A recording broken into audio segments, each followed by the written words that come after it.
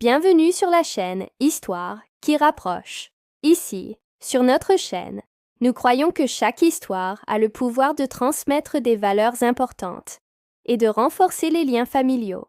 C'est un moment pour se retrouver, pour partager et pour grandir ensemble. Aujourd'hui, nous allons découvrir une histoire très spéciale, une histoire qui nous parle d'équilibre et de la magie de notre propre esprit. Elle s'appelle Le monde de l'imagination.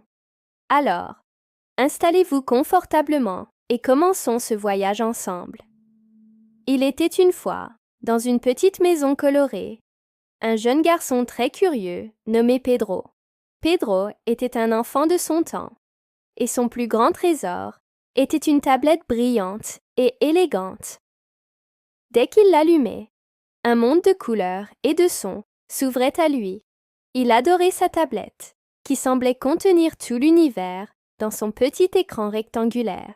Chaque matin, après le petit déjeuner, Pedro se précipitait pour la retrouver, le sourire aux lèvres, impatient de commencer une nouvelle journée d'aventure numérique. La tablette de Pedro était une véritable caverne d'Ali Baba. Elle regorgeait de jeux aux graphismes époustouflants, avec des héros courageux, des monstres à combattre et des mondes fantastiques à explorer. Il y avait aussi des milliers de vidéos, des dessins animés, des documentaires sur les dinosaures, des tutoriels pour construire des choses incroyables en briques de jeu. Pedro pouvait y passer des heures et des heures, complètement absorbé. Ses doigts glissaient sur l'écran avec une agilité impressionnante, sautant d'une application à l'autre, son visage illuminé par la lueur changeante de l'appareil. Le temps semblait s'arrêter lorsqu'il était plongé dans cet univers. Un après-midi ensoleillé, alors que Pedro était profondément concentré sur un jeu particulièrement difficile, il entendit une petite voix l'appeler. C'était sa sœur, Lia. Elle se tenait dans l'encadrement de la porte, les bras chargés de ses jouets préférés. Une poupée, des cubes de construction et une petite voiture rouge. Son visage était plein d'espoir. « Pedro, » dit-elle avec enthousiasme, « viens jouer avec moi. On pourrait construire le plus grand château du monde. » Mais Pedro, sans même lever les yeux de son écran, répondit d'un ton pressé. « Pas maintenant, Lia, je suis occupée. » La déception se peignit sur le visage de Lia. Elle resta un instant, silencieuse, puis tourna les talons, un peu triste, pour aller jouer toute seule. Les heures passèrent.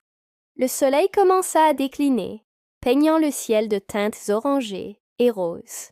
Pedro était toujours assis au même endroit, le dos voûté, les yeux fixés sur sa tablette.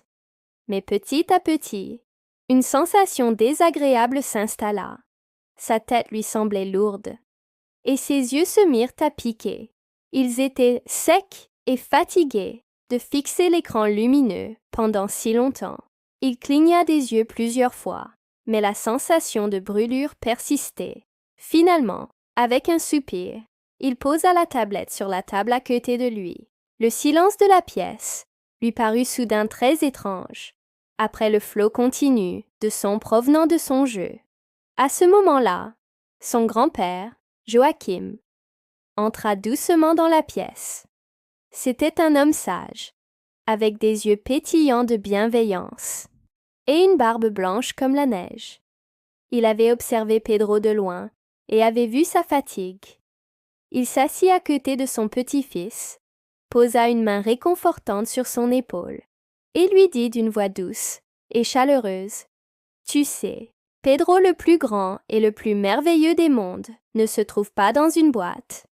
Il est juste ici, » dit-il en tapotant doucement son propre front. L'imagination, mon garçon, n'a jamais besoin de batterie. Ces quelques mots, simples mais profonds, résonnèrent dans l'esprit de Pedro. Il regarda son grand-père, intrigué.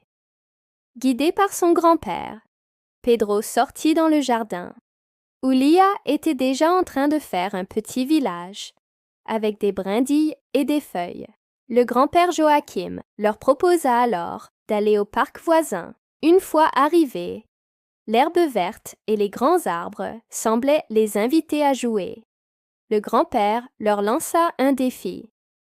Et si nous imaginions que ce grand chêne est un château fort et que nous sommes des chevaliers chargés de le défendre contre un dragon invisible? Les yeux de Pedro et Lia s'illuminèrent. Aussitôt, ils se mirent à courir, à inventer des dialogues, à brandir des bâtons comme des épées. Le parc devint un royaume enchanté, chaque recoin une nouvelle aventure. Pedro, qui avait passé tant de temps seul avec sa tablette, découvrit quelque chose de nouveau et d'excitant. Il découvrit la joie de partager un jeu, de créer une histoire à plusieurs. Les rires de Lia étaient bien plus gratifiants que n'importe quel score élevé dans un jeu vidéo. Ils construisirent des cabanes avec des branches, firent semblant de naviguer sur un bateau pirate sur l'aire de jeu et organisèrent une course d'escargots. Pedro réalisa que jouer ensemble, avec sa sœur, avec son grand-père, était tout simplement merveilleux. C'était une connexion réelle, vivante, pleine de rire et de complicité. Il se sentait heureux comme jamais. Ce soir-là, en rentrant à la maison, Pedro était fatigué, mais c'était une bonne fatigue, celle d'une journée bien remplie. Au lieu de se précipiter sur sa tablette comme d'habitude, il la rangea soigneusement dans son tiroir. Après le dîner, il se blottit dans son lit et son grand-père vint s'asseoir à ses côtés pour lui lire une histoire. La voix calme de son grand-père le transporta dans un autre monde, un monde fait de mots et d'images qu'il créait dans sa propre tête. Il s'endormit paisiblement, un léger sourire aux lèvres, rêvant de châteaux, de dragons et d'aventures partagées avec sa sœur. Pedro avait appris une leçon très importante ce jour-là. Il comprit que la technologie et les écrans pouvaient être très amusants et même utiles, mais qu'ils n'étaient qu'une partie de la vie. L'équilibre était essentiel. Il y avait un temps pour les jeux vidéo et les vidéos, et un temps pour courir dehors, pour lire, pour construire des choses avec ses mains, et surtout, un temps pour être avec les gens qu'on aime. Comme la lune qui veille sur le monde endormi, il fallait savoir quand s'allumer et quand s'éteindre pour laisser place à d'autres formes de lumière. Depuis cette journée mémorable, la vie de Pedro changea. Il ne délaissa pas complètement sa tablette, mais il apprit à l'utiliser avec sagesse. Il fixait des limites, s'assurant de passer autant de temps, sinon plus, à jouer dehors, à lire des livres et à inventer des jeux avec Lia. Il découvrit que les livres pouvaient l'emmener dans des voyages tout aussi incroyables que les jeux vidéo, et que sa propre imagination était le plus puissant des créateurs de monde. Pedro devint un garçon qui savait naviguer entre le monde numérique et le monde réel, en tirant le meilleur de chacun. Son sourire, toujours aussi éclatant. Nous espérons que cette histoire vous a plu et qu'elle a résonné en vous. Si vous avez aimé le monde de l'imagination, n'hésitez pas à la partager avec votre famille et vos amis.